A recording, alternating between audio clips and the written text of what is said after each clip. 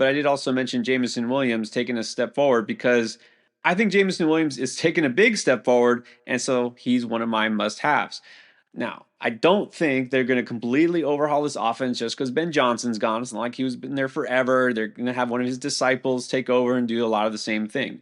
Okay, but this is more about the player himself. Jameson Williams last year was kind of like his first full year because he had dealt with, remember, injuries, suspensions, right? All this stuff that just kept getting in the way of him being an NFL wide receiver. And we saw last year, he finally got serious. He put all that behind him and he had what you would call his breakout season.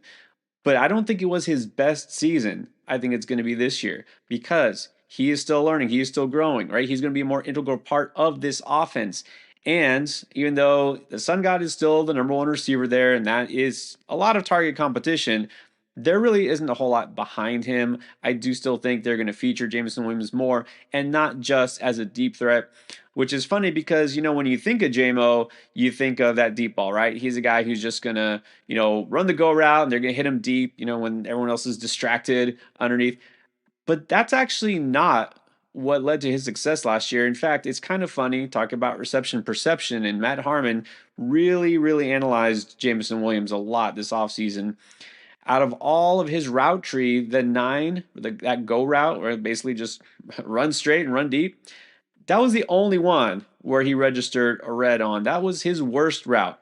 He's not good at just running straight in a line and going deep. He's good at everything else, basically. And they started to use him in a lot more versatile ways. And that's why he had his breakout season, because he wasn't just a decoy. He wasn't just that deep threat. And they're going to continue to do that. I think he's going to become more of a complete receiver this year. And we'll see it, as far as the results. He was really good against zone. And so they can utilize him that way. He could get better against man and press. And, that's the next step he needs to take. We'll see if he does it. But either way, this is a great offense. This is a guy who, as far as big play, big output that you want in fantasy, he was top 10 in 20-plus yard catches.